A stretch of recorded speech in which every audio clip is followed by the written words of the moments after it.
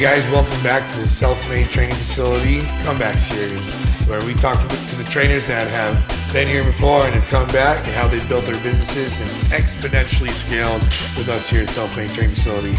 And we have Chandler, our co-host. What's going on, guys? Chandler talked to us a little bit about his starting of prep last time.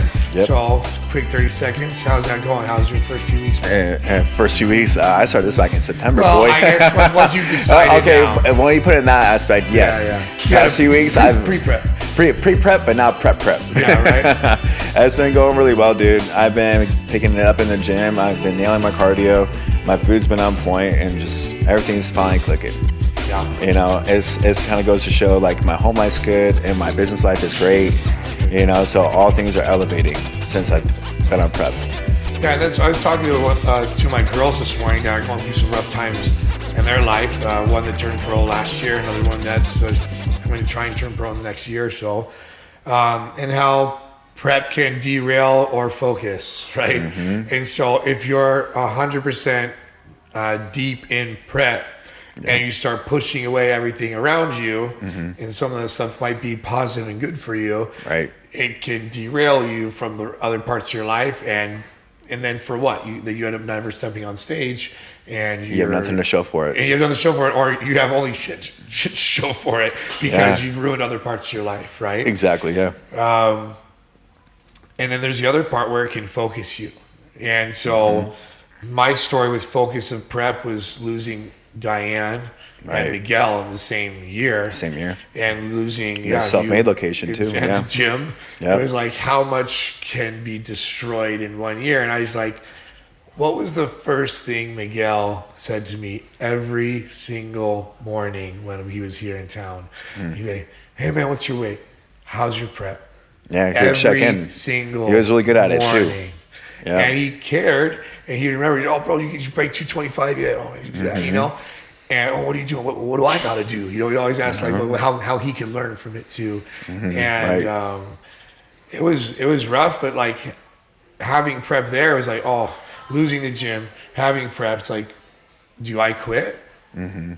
You know? Or do I need to prep right now? Do I need to do the show? No. The answer is always no. You don't need to. No. But what it did do is it gave me something to focus on other than one of my longest time clients passing away from stage 4 pancreatic cancer, and my mentor and the gym owner and my friend, you know, getting shot in the back of the head, and the gym that we had here failing. Like, that was all negative. And you turned it into something positive. It gave me either fuel to go into prep and to stay focused, because both Miguel and Diane had done the journey, had both turned pro. Miguel hadn't competed in forever, but Diane was still pro, man. Right, still made it. Yeah. And so in the end, like, it wasn't doing it for them, it wasn't doing it for me, for the gym. It was just, it's always, prep is always going to be selfish and selfless. Like, you have to realize that doing it for yourself, you can grow from it, but you have to be aware and be able to look back in hindsight. It's not easy.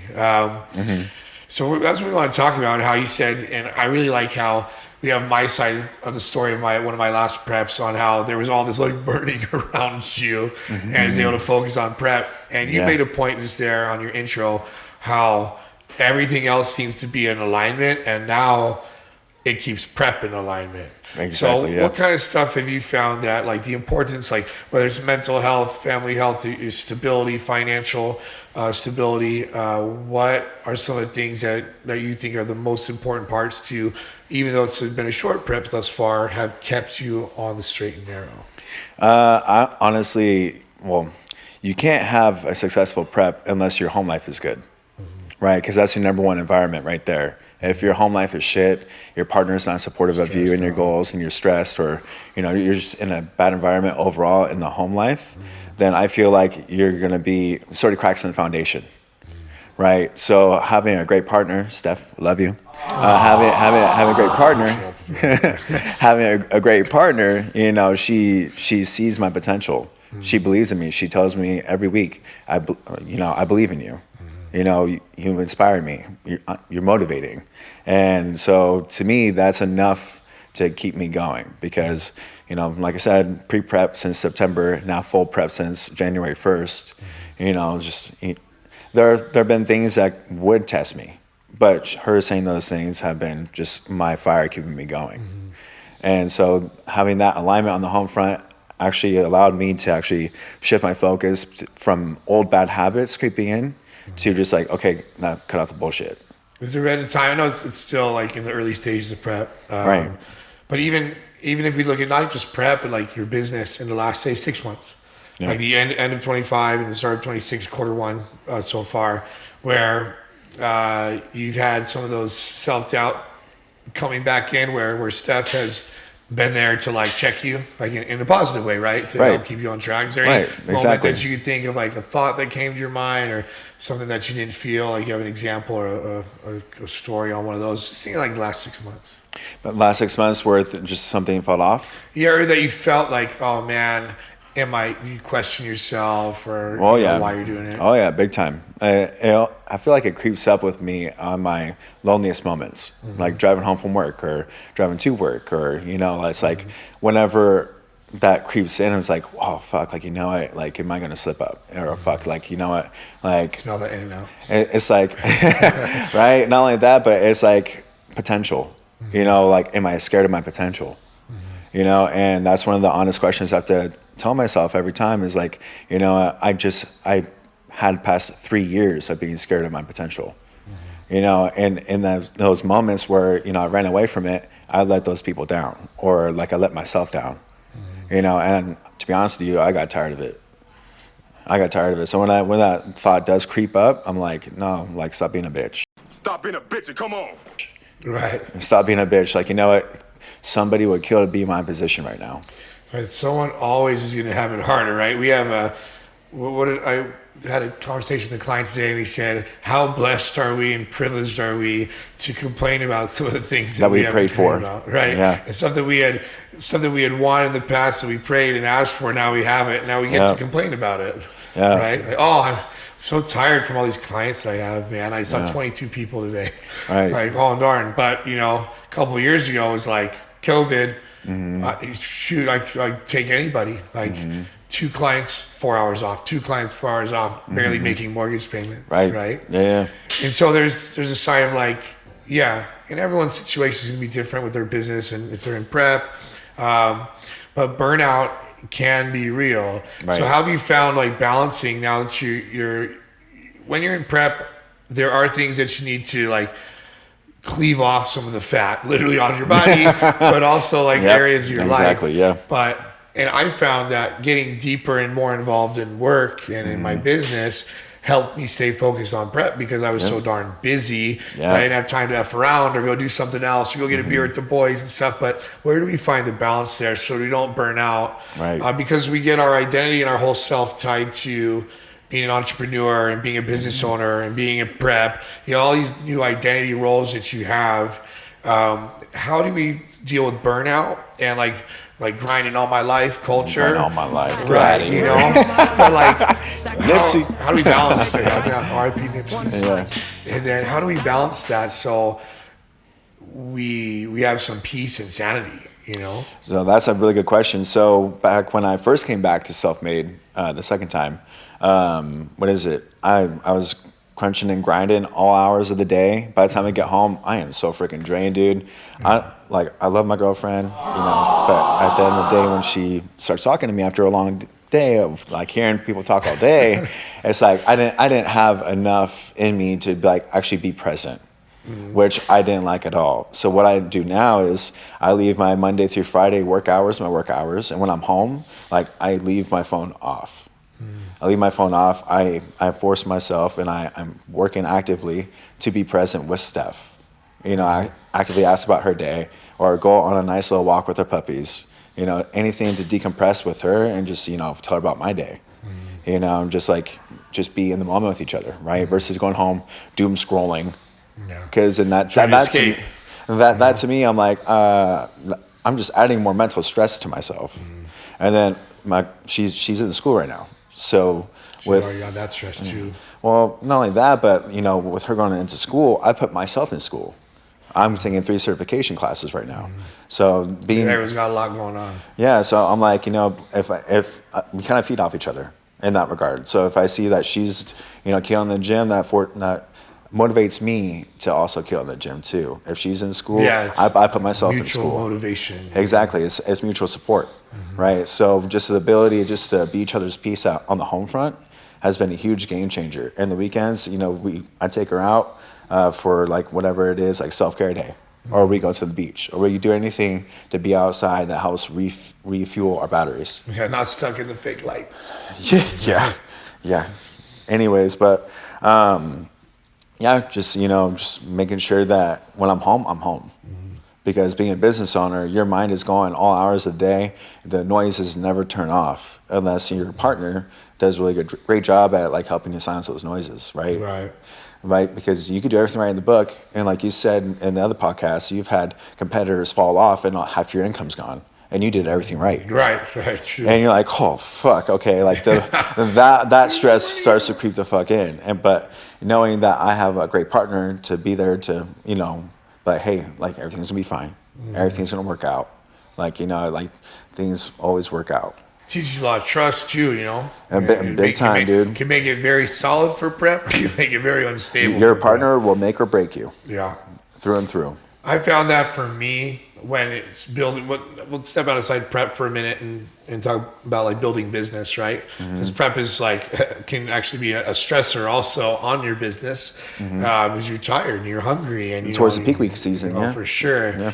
And just like the thoughts, like you're worrying a lot about yourself. It's important to have a coach. So you don't. That's why I hire a coach for sure.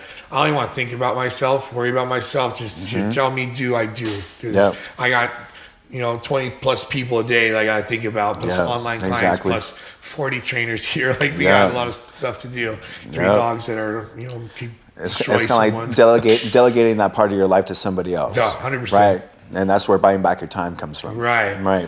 And so my thing was, I found one of the things that I did early on in building my business that was essential but became detrimental once I started scaling was making time for personal development. Right. Because you're developing everyone else and you're helping them build and you're making more money and more client hours and everything, but you're not doing the stuff that you need to do to grow your business to the next level. You're taking it there, but you're not becoming the person that will take it to that level. You're not becoming that. So a lot of times you overreach and you start overbooking yourself, or you start with 12 hours of clients when you're maybe not emotionally able to handle that many, but you need the money and you're trying to grow, and the money's the motivator. Eventually you adapt.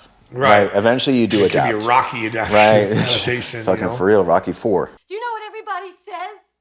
It's suicide. No. Yeah. But anyways, in that regard, you do adapt, right? But I found for personal development, if you tell your partner, that's where the home front comes in, right? If you tell your partner about your aspirations, about your business, what you got going on. I told Steph right away, as soon as she got into school, I said, I booked these 3 certifications. And she's been like, hey, babe, like, you've been doing your classes? I'm like, yep. I sure have. Or, hey, babe, like, have you scheduled a photo shoot with Riley? I said, yeah, reach out to him already, and we already set something up. Is if you say it out loud to someone who actually cares and supports you, right? They're going to hold you accountable. And that's where accountability comes into play for the personal development. I think, too, like that mutual motivation, you talked about how when you see them leveling up, it should spark you to want to level up, too. You see them, okay, they're busy. What are they busy doing? You almost feel bad. And I would feel bad about myself if I were sitting at home doing nothing and they're out there growing and leveling up. You feel like a piece of shit. Especially as a guy, Big time. And so it's super awesome to hear that you leaned on Steph when you need it and she can lean on you when you need it. And then that growth together is to be exponential compared to doing it on your own. Big time. One thing is like the emotional toll of hearing people's problems all day long and trying to not bring that home. I find that sometimes that can be rough when you're hearing 20 plus stories a day, and sometimes a lot of your clients are going through it, man. Like and you hear you know, something negative happens, something sad, kids are sick, someone passed away, you know, and, you know, there's financial struggles, and you're the only person that they're talking to that day. Yep. And they mention it. And then you go to your next client, there's something wrong in their household or their family or their... Subconsciously, you carry it one into the next. Yeah, you're just like walking out of the gym with the whole world on your shoulders. Yeah, it can feel like that. How do you find that you deal with, besides deadlifting, how do you feel that you lift that weight? Well, to be honest with you, dude, I know I sound like a broken record, but I honestly let Steph in. Yeah. I let her in. I'm like, hey, I had a hard day, or hey, you know, I heard X, Y, and Z from X, Y, and Z, you know. Yeah. And what I heard today was rough, what I heard today. Yeah. And then she'll ask me about it, and then I'll say what happened, or who said what. And then she'll give me a different perspective. Right. Different perspective from perception. How do you let it off? Right, exactly. And, you know, because if you just keep it up to yourself or keep it inside, what's going to happen? Eventually, you're gonna disassociate pretty much a lot, right? And you have no way to decompress. You have no way to get it out. You have no way to just breathe. Yeah. Right. A lot of times too, then you end up getting it pent up, and then like you fire back. Yep. You know, that's not going to help anybody, right? Right. You know, and this is one that I had, like personally, a week ago or so. There's one of those days. You remember training at a corporate gym where you had like, it's just the day that everyone decides to cancel. Yep. And it doesn't happen as much here. It just seemed like when you're working at a big box gym, especially their 30-minute sessions, there's those random Thursday or something that like once Thirsty you're 6 a.m. Thursdays. canceled, like all of a sudden you're 7, then you're 9, then you're 11. Yeah. Like, you know, I wish I got the memo. Yeah, right. You know, I was supposed to take today off. Yeah. You know. So your mood, not dealing with just with cancellations, but when you're in prep and when you're building your business and you have things that go wrong in your business, right? And in that day, dealing with them before going home. And I found that there's a couple different ways. Like there's a lot of times where I'll want to like go home for lunch, then come back. But I've seen too the benefits of, you know what? Maybe I need to do my workout now. Yeah. Before I leave here. Let off and some just steam. like get it off. Get off the chest before going home. Yeah. And then, you know, maybe my meal timing's off. Oh, poor me. Yeah. You know, cry. Yeah. You know, maybe I'll have to do my cardio. That's a minor thing, though. That's a super small thing. But in prep, you're sometimes thinking like it's all about me, you know? Yeah. But what we're saying is always, while you're in prep and you may have these inconveniences in your life, when you get to the stage, you look back at that 10-minute blip in your life, it's this big. Yeah, you know, literally. it may seem this insurmountable task. Are you gonna cry over $1 out of $100? I don't know if it's my favorite dollar.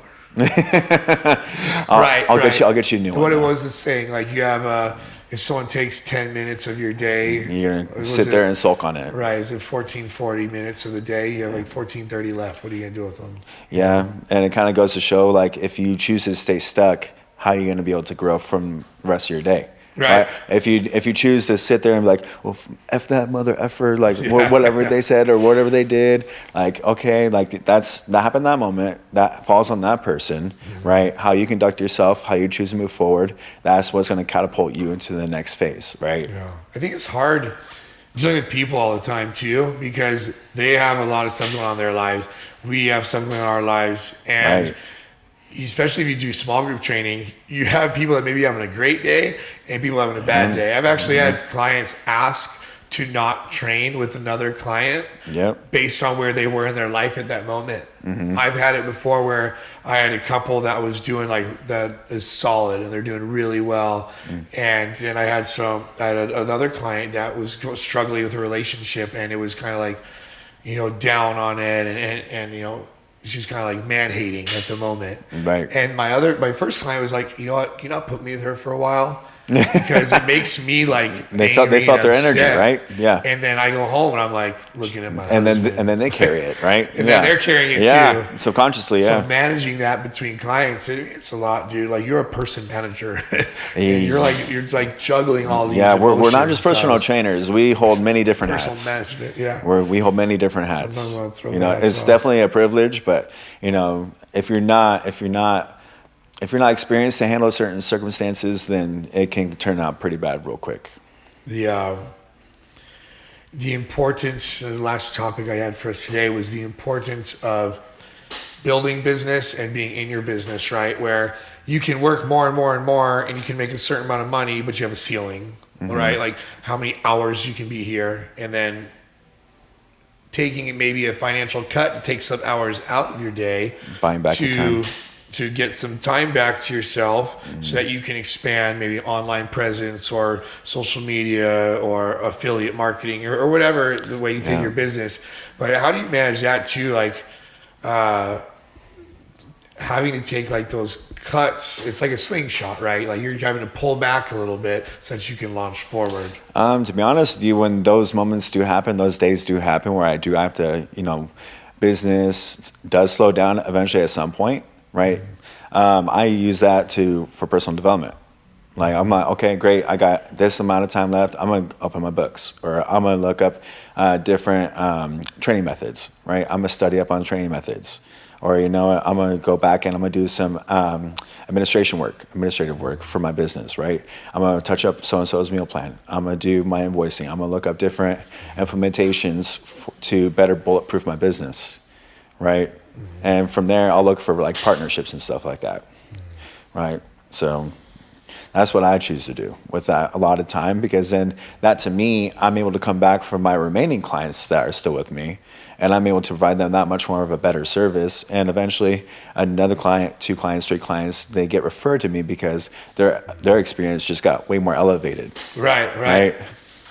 I remember one of my clients had been gone for a while, and then he trained me at EOS, and then he trained for a little bit at the original Self-Made. And then he'd taken some time off. He'd had a pretty big surgery that was done and took him out for like a year and a half. And then he ended up coming back, and he asked me at the time, he goes, so what have you done in the last, like I hadn't seen him in 2 years, what have you done in the last like 2 years so that I'm going to learn more from you than I learned from you like 4 years ago? And it was funny because thank God I had done some extra courses and stuff, because I was thinking like, well, what if I wouldn't have done anything? What if I had just been like twiddling my thumbs and not educating myself? I've been pretty shitty. And then it'd been like, oh crap, I have no answer for you. No, I'm just the same average trainer that I was back then. Right. It's kind of reinventing yourself. Right.